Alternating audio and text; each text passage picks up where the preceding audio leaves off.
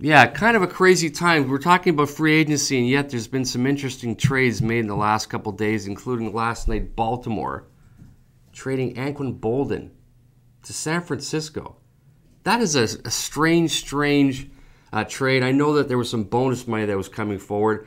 Why do you suppose, if it was just as simple as the bonus money is about his age, and I can't think if we just had Baltimore and San Francisco in the Super Bowl, it's a kind of a crazy thing. And apparently the guy right now, he's on some trip right now. It's for some charity. Can you tell me a little bit about it? He's in Africa right now, so this trade won't be finalized until Boldin gets back to the States. But basically what's happening is that Anquan Boldin was due $6 million this coming season in 2013. The Ravens were interested in having him take a pay cut as much as $2 million off that to take it down to about $4 million. He wasn't interested at all. He was adamant in saying, you know, he had a really great postseason, and he's loved in that city, and he's loved amongst that team. And he let him know, you know, I'm not taking a pay cut. I'm coming off a huge postseason. We just won a Super Bowl. I'm not interested in taking less money. And Baltimore said, all right. And, you know, Harbaugh contacted Harbaugh, I guess, and the brothers figured out a way to make a swap where it seems like it's a really cheap deal in that San Francisco is only giving up a 6th-round pick to get Boldin. Great value here because San Francisco's already got, 15 draft picks this coming year, so that's a big pickup for them. They get a receiver who can block. They get a receiver with a lot of experience, still has gas left in the tank. Big win for them, but he's not going to take a salary cut with them, and that's going to be the win for him. San Francisco's going to have to eat that $6 million, which I'm sure they're obviously prepared to do. So big trade. You know, if you're Baltimore right now, you got to be scratching your head. I know there's a lot of players for the Ravens not very happy about this move. To me, just on the surface, it doesn't pass the sniff test. There's something not quite right about this deal. First of all, you got two brothers dealing. Second of all, $6 million is a pittance. You know, there's just something that just is not quite right about this. And if you look at it from San Francisco's point of view, we can get rid of Randy Moss and they'll be able to find room for this. And granted, Randy Moss not making anything close to what Anquan Boldin's making. But to me, again, when you have two brothers dealing, a high-profile guy like this, even though it's a low draft pick, something just is not quite right. The deal's already been done, but I don't like it at all. I just, you know, if I'm the National Football League, this thing is just screaming of conflict of interest.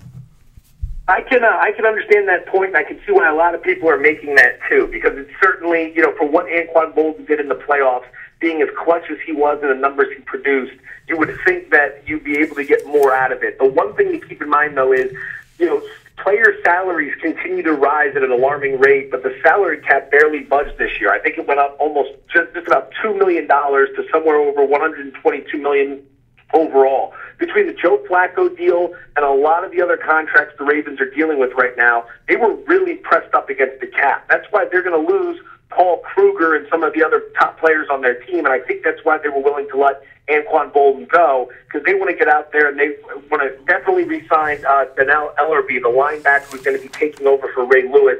He stepped in big last year, and he's going to be a big priority for the Ravens. So I think part of this is to get them cap compliant so that they can bring back some of their key players. Now, this is part and parcel of what happens to any team, in particular a Super Bowl winning team. Players want more money. You just mentioned about Joe Flacco. He gets that $20 million a year contract, well deserving of that. His postseason play speaks for itself.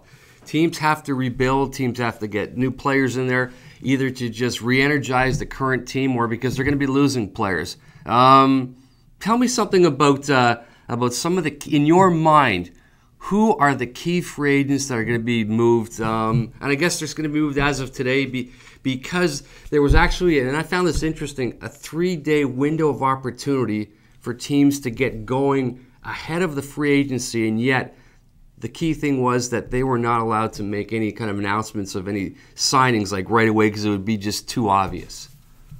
Right. This is basically to try to cut down on what's been happening anyway in the past, and that's at the NFL Combine. Every year, agents and teams get together, and they start, what the definition would be tampering. They start talking about this stuff well in advance. They're not allowed to do it, but they've been doing it for years.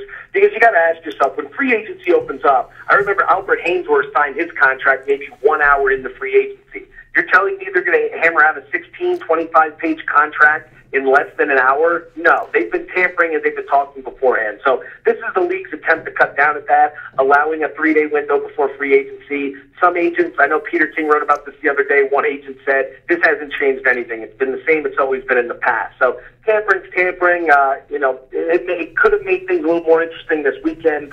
It really didn't, but it does bring some hype for the free agent market. I'd say some of the big names to look at, obviously, former Pittsburgh Steeler wide receiver Mike Wallace could be looking at around $11 or $12 million per year. He could be the highest paid free agent. Miami's the number one contender for him right now, but don't be surprised if Minnesota gets in the mix now that Percy Harvin is no longer on the team. The Vikings have a lot of work to do, and if they lose Phil Lodeholt, an offensive tackle who the Bears are interested in, the Vikings could be in a lot of trouble. This could be a disastrous offseason for them. I'd say in terms of spending, look at Tampa Bay, look at Cleveland, look at Detroit. Those are three teams that are going to come out and spend money in free agency. They are going to be aggressive. The rumor out of Cleveland is that they're interested in Paul Kruger. They're also interested in Cliff Averill, defensive end outside linebacker from Detroit. But he's going to have a lot of suitors, and Tampa Bay is looking to break the bank for him as well. So keep an eye on those players. Ellerby, like I said, is an interesting one. There's a very deep offensive tackle class this year. A lot of good linemen out there. Andy Levitre, offensive guard out of Buffalo. Looks like Tennessee's heavy in the market for him right now, but he should see a lot of suitors. And Deshaun Goldson, the safety out of San Francisco, with him leaving, don't be surprised if Ed Reed signs in San Francisco. And Goldson's suitors right now include the Philadelphia Eagles, who have been desperate for a safety since Brian Dawkins left. Very quickly, because I know you don't have a lot of time, what did you make of the Percy Harvin trade? I liked it. It takes some time to digest because in this day and age, we all tend to overreact immediately to things we see, whether positively or negatively. So I like to give it some time to digest. But my thought process is that, I don't understand what Minnesota is doing. I get the fact that he's entering the last year of a contract and that your coaching staff and him have not gotten along and that you're probably not going to be able to re-sign him. I get that. But he is so talented and you have no offensive weapons whatsoever outside of Adrian Peterson. To let him go, I mean, it's great that you got the draft picks, but you better figure out a way to start building. I mean, you've got to find a way to keep some talent in Minnesota. So the Vikings, I think, came out okay with the picks they got, but it's definitely a question mark giving up a playmaker like that on an offense that outside of Peterson isn't very good. On the Seattle side, I think it's a great move. I think this is an offense that ranked 9th in yards per play last year. They were 9th in scoring and 17th in total offense. Harvin's going to increase all of those numbers for them this year. His numbers are going to be big working with Russell Wilson. It just makes this team that much better. So I really like what's going on between San Fran and Seattle. That's going to be one of the best rivalries in the NFL moving forward. There's a lot of great players in that rivalry now.